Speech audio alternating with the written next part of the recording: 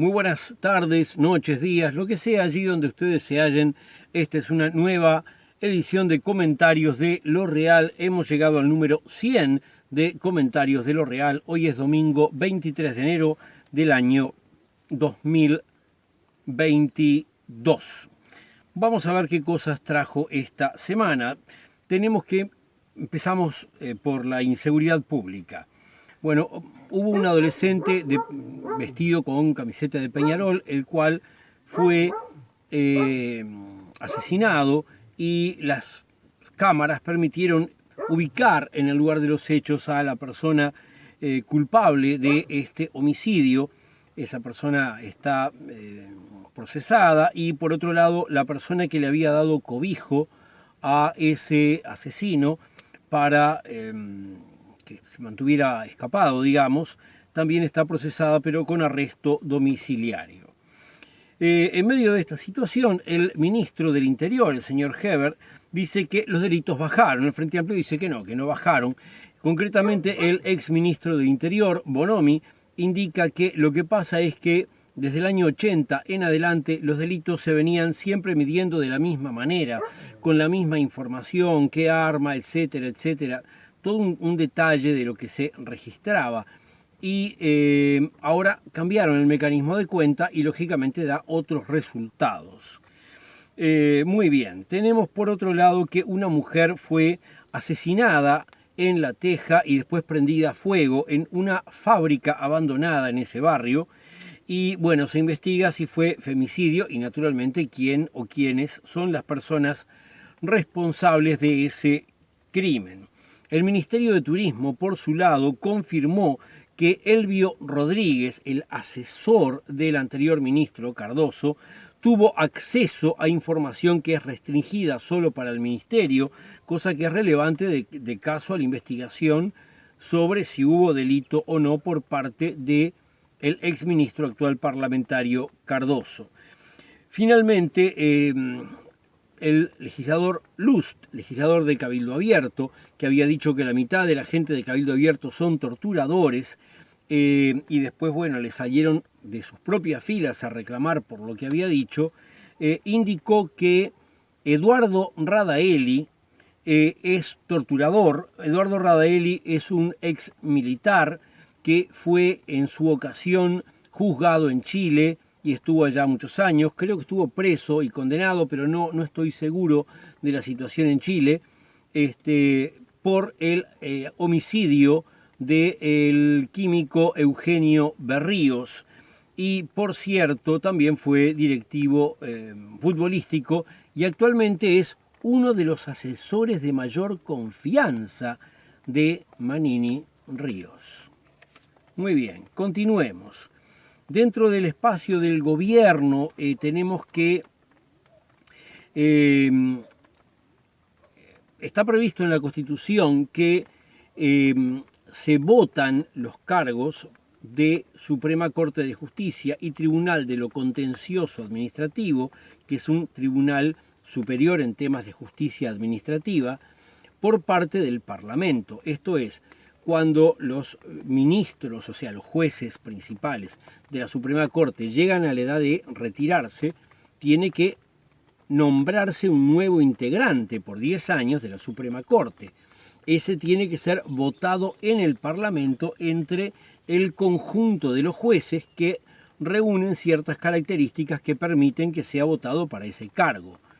Lo mismo con el Tribunal de lo Contencioso Administrativo. Bueno, el oficialismo, no el oficialismo versus la oposición, no, el oficialismo entre ellos no consiguieron ponerse de acuerdo en quién tiene que ser votado, como resultado de lo cual va a ascender a la Suprema Corte y al Tribunal de lo Contencioso los letrados correspondientes por mayor antigüedad. En lo que tiene que ver con la campaña por la derogación, el plebiscito que se va a realizar en marzo por la derogación de los 135 artículos de la Ley de Urgente Consideración, tenemos que en el departamento de Paysandú salió una norma de ese departamento que limita la publicidad de campaña en determinados espacios públicos. A mí en principio ese tipo de concepto no me parece mal. Por ejemplo, yo creo que la publicidad sonora durante las campañas electorales es terriblemente molesta y que no debería habilitarse. Y de la misma manera que la campaña en los grandes medios audiovisuales debería estar limitada porque tanto televisión, radio o ahora redes sociales, debería fijarse una cantidad igualitaria entre todas las partes, para que no sea que el que tiene mayor capacidad económica sature los medios. Muy bien, lo cierto es que en Paysandú sacaron para los espacios públicos esa norma. Lo malo es que la sacaron ahora, cuando la campaña ya está ahí. Este tipo de cosas está muy bien que se saquen anteriormente para que no sean sospechosas de parcialidad. Por otro lado, la gente de la campaña del sí dijo está bien que ellos aceptaban esas limitaciones, pero que lo que rechazaban era la amenaza planteada, aparentemente, por lo que dice la prensa, de no autorizar esos lugares para actividades de proselitismo en esta campaña plebiscitaria.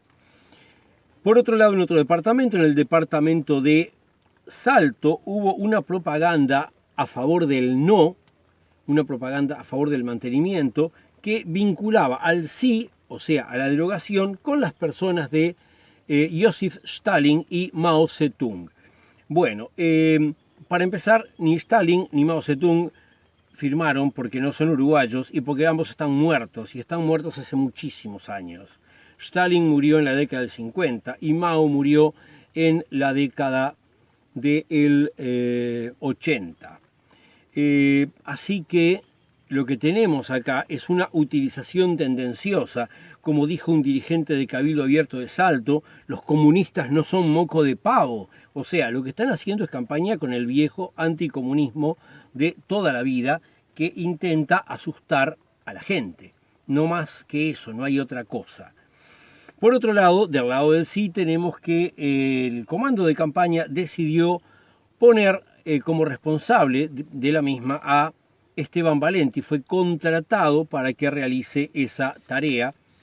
Muchos, me cuento entre ellos, nos parece que es una mala decisión, pero por supuesto seguimos apoyando decididamente que se vote sí y intentaremos trabajar por nuestra cuenta para que eso realmente se logre. Muy bien, vamos ahora a noticias que tienen que ver con la economía. Por segundo año consecutivo el gobierno ha subido el IRPF y también el impuesto a las pasividades, al mismo tiempo que bajó las prestaciones sociales. Muy bien. Por otro lado, la ola de calor que se vivió generó una gran mortandad de gallinas que va a estar afectando gravemente a la industria avícola. Otra cuestión es el hecho de que en realidad muchas de las condiciones en las que ocurre la industria avícola son particularmente crueles, pero en este caso, como siempre digo, yo lo que hago es recoger las noticias de prensa y lo cierto es que esto va a afectar la economía. También otro tema de la economía es que antes había una área de zonas francas por debajo de una dirección de comercio, ahora se creó una dirección de zonas francas. ¿Y quién dirige esa dirección? Justamente se llama Ana Alfi y es la hermana de Isaac Alfi. De repente es una mujer muy capacitada, yo no lo sé, esperemos que lo sea, pero resulta llamativo. Tenemos por otro lado que Cabildo Abierto está pidiendo que haya un contralor parlamentario de esa oficina, de esa dirección de zonas francas. Vamos a ver ahora las noticias del campo sindical. Muy bien. En febrero, más de 350 trabajadores del Poder Judicial van a comenzar a cobrar una readecuación salarial. Esto tiene su origen en una cláusula votada hace muchos años en una rendición de cuentas en la cual los legisladores en realidad se equivocaron. Y entonces querían darle un aumento a los jueces y le dieron un aumento a todos los funcionarios del Poder Judicial. Pero después intentaron no darles a los funcionarios del Poder Judicial lo que les correspondía. Y hubieron reclamaciones judiciales de esos funcionarios y se ganaron los juicios, pero el gobierno nunca lo había pagado Bueno, finalmente ahora se le va a empezar a pagar a esos trabajadores lo que les corresponde realmente, porque si el legislador se equivocó, a pechugar. Muy bien, por otro lado, la directiva del gremio de Casa de Galicia renunció, dado que, como recordarán, hubo un acuerdo con el gobierno que después una segunda asamblea, primero lo habían aprobado, después lo rechazó. Bueno, la directiva del gremio renunció, así que habrá que ver qué pasa luego en ese tema. Por otro lado, los trabajadores de turismo y los trabajadores gastronómicos en la zona turística están denunciando que hay faltas de pago, hay despidos y hay faltas de controles en toda esa área. En Río Gas, donde había habido determinado incidente y reclamos sindicales, se alcanzó un acuerdo para mejorar la seguridad. Donde no hay acuerdo es en el tema de los bancarios. AEBU va a iniciar medidas de paros ante la falta de voluntad negociadora por parte del gobierno. En esta semana que comienza van a haber paros en varios departamentos. El viernes hubo un paro de 24 horas. Los trabajadores no docentes de primaria consiguieron también una reclamación que se venía haciendo, que es la de tener abonos de transporte, como dice la noticia en la prensa, como tienen los docentes. Hasta donde yo sé, los docentes que tienen abonos de transporte son los que trabajan en el interior de la República, no los que trabajan en Montevideo. Ignoro si la noticia esta para los trabajadores no docentes alcanza a todos los trabajadores no docentes o no, o tal vez los trabajadores docentes de Montevideo de primaria lo hayan conseguido, sería muy bueno. Bueno, no lo sé. Hago la aclaración por las dudas. Muy bien, vamos ahora a temas que tienen que ver con el interior de la República. En el departamento de Canelones, el intendente Orsi anunció que va a ponerse un tope al aumento de la tasa de gestión de residuos. Por otro lado, en el departamento de Maldonado, donde había un litigio entre los guardavidas y el intendente Antía, que tenía que ver con las casillas que fueron mal construidas, que fueron destruidas por la tormenta, que podrían, los guardavidas señalaban, haberse caído arriba de alguno de ellos, y ante lo cual Antía les había quitado la tasa de presentismo, etc. Bueno, se resolvió el tema, afortunadamente eso quedó resuelto. En materia de educación, tenemos que Robert Silva dijo que él apoya lo que hace Gurises MPP, que es una iniciativa de militantes del Movimiento de Participación Popular para ayudar a estudiantes a prepararse para los exámenes, y que por lo tanto Robert Silva, presidente de la educación pública de este gobierno, no va a controlarlo. Y esto es relevante porque la senadora Bianchi, tercera en sucesión al gobierno, esto es, si el presidente muriera y si la vicepresidente muriera, ella quedaría de presidente de la República. Bueno, esta mujer, caracterizada por sus declaraciones espectaculares y terribles, y yo diría además que muy alejadas de la realidad, estaba diciendo que estaban adoctrinando a los muchachos. Bueno, Robert Silva dice que no hay que controlar nada, que está bien, etcétera. Muy bien, vamos ahora a noticias que tienen que ver con el ambiente, en una semana que ha tenido mucho que ver con eso. En el departamento de Montevideo la discusión se desató entre gente que decía que había una mala gestión de los desagües y gente que decía que esto tiene que ver con el cambio climático, porque en una hora cayó la lluvia que suele caer en un mes y medio, como dijo en algún momento la intendenta, pero que está respaldado además en los datos de meteorología. Esto tiene mucho que ver con toda la problemática del cambio climático, realmente. Hay una cuestión que es obvia hace muchísimos años, que debería estarse tratando con seriedad y con planificación.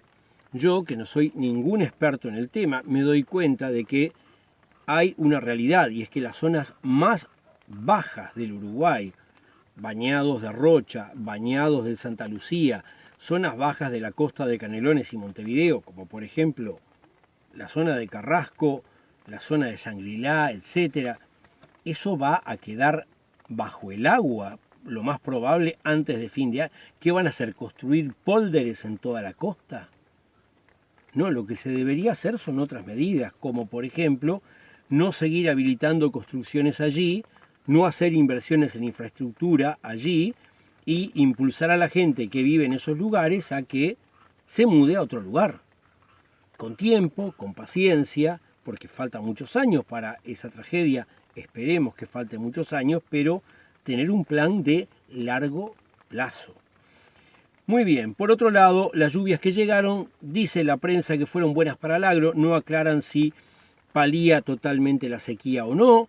Yo creo, por lo que he leído por ahí, que no la palía totalmente, pero por lo menos da un respiro y sobre todo no hay tanto riesgo de incendio. Por otro lado, hay cerca de 2.000 usuarios de UTE que fueron afectados y Bomberos quedó saturado por la atención a toda esta situación de lluvias. Por otra noticia diferente que tiene que ver también con el ambiente, hubo una investigación en Rivera que tiene que ver con un proyecto de conservación del monte nativo en el cual se habla de que la acacia negra sería viable para ser convertida en leña para carbón. Bueno, y en materia de salud tenemos que hay un 45% de la gente que enfermó de SARS-CoV-2, o sea, la enfermedad que tiene que ver con el virus COVID-19, el 45% de los muertos desde octubre para acá son personas no vacunadas. Por otro lado, tenemos que de ahora en más han habido cambios en los criterios de quién se tiene que quedar o no en cuarentenado mientras se le hacen PCRs y demás. Aparentemente los contactos que conviven con personas positivas pero que sean asintomáticos no van a tener que permanecer más en ese estado. Y por otro lado, también dentro de esta pandemia tenemos que la Intendencia de Montevideo comenzó su programa de vacunación en ferias. Más de unas 700 personas más o menos han sido vacunadas allí y ya la mitad de los niños están agendados para ser vacunados.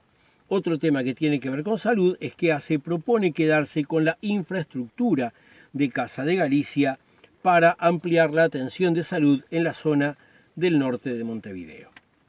Y bueno, nos veremos la semana que viene.